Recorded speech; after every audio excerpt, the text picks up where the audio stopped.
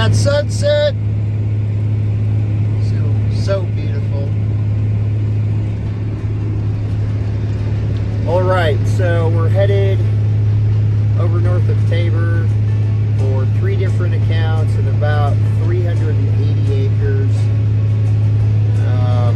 If we get it done, there will be more from a 4th guy potentially, and we'll just see what happens. So the sunset still going on. Waiting for the seed to show up, then I'll get unfolded while I'm waiting for that. Get it loaded, probably try to run off 10-15 acres this evening, then I'll go home and spend some time with the family and probably get up fairly early in the morning and try to hit the field hard tomorrow. This is 103 acres, so I should be able to, with no problems, I should be able to get this done in between tonight and tomorrow, and then get moved on to another customer who's just about a mile north. All right, so I'm gonna set the rate, set the population. I've spent a lot of time calibrating it. You jack up the wheel, and then you run the wheel so many times with seed in here, and then you measure that out.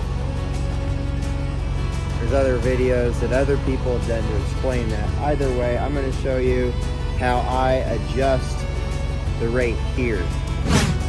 So we loosen this up.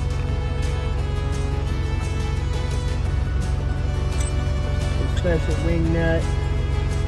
And the client wanted a lower population.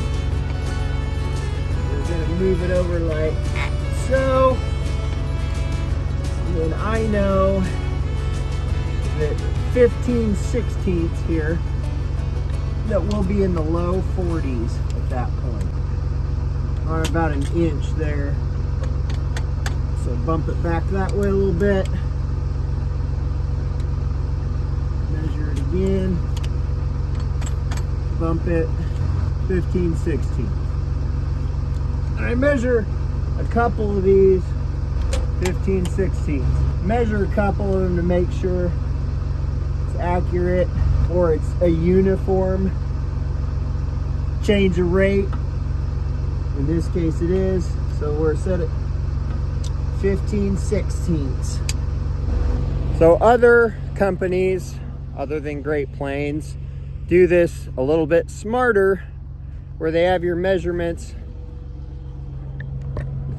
on the flute there. Great Plains is old school. They just want you to figure it out for yourself.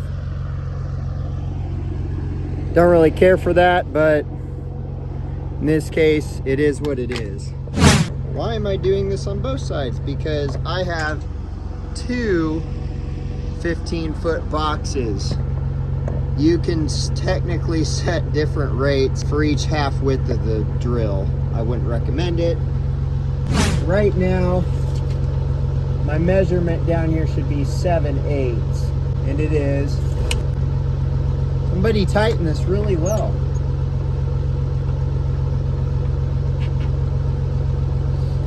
Okay, 15/16 is the measurement I'm looking for. 15/16. 15/16.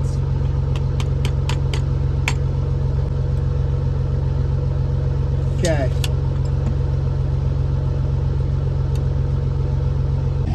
Now, no newbies that have never calibrated their drill before, do not take this as gospel. You got to go calibrate your drill yourself, but I know what mine's set at. All right, we're ready to finally drill some rye. All right, now that we've got the drill heavily laden with rye and it's like 7 o'clock, maybe it's just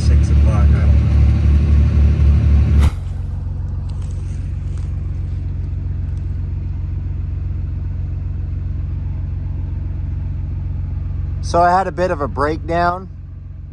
Check it out. I've already taken the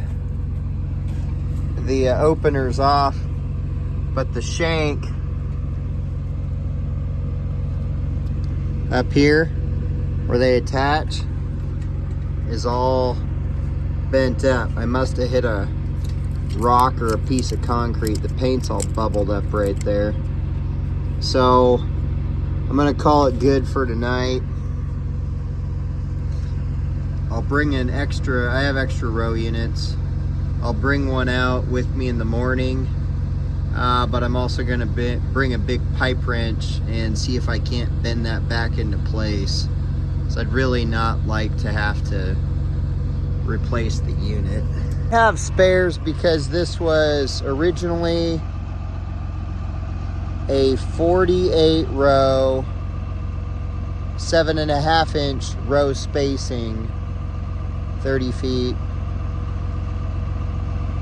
And I changed it to 10-inch spacing, so therefore now it has like 36 rows.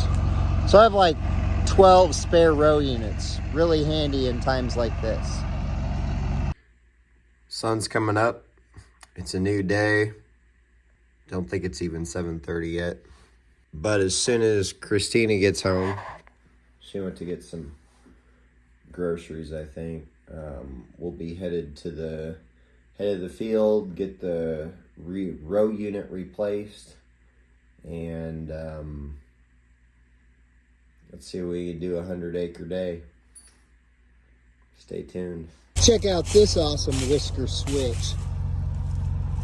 I had the one break, and so John Deere makes this spring. Doesn't work too well for me, and part of it is just the mechanics of the way this drill works. Maybe somebody's got a better option, but what I did is I took the spring that had broken off, and instead of welding it and screwing up the metallurgy of the existing spring on the new switch, I just taped it on there, and it seems to be working quite well. As you double up the springs, and to some degree you do increase your the poundage of the spring. So seems to be a win. Check back with me later.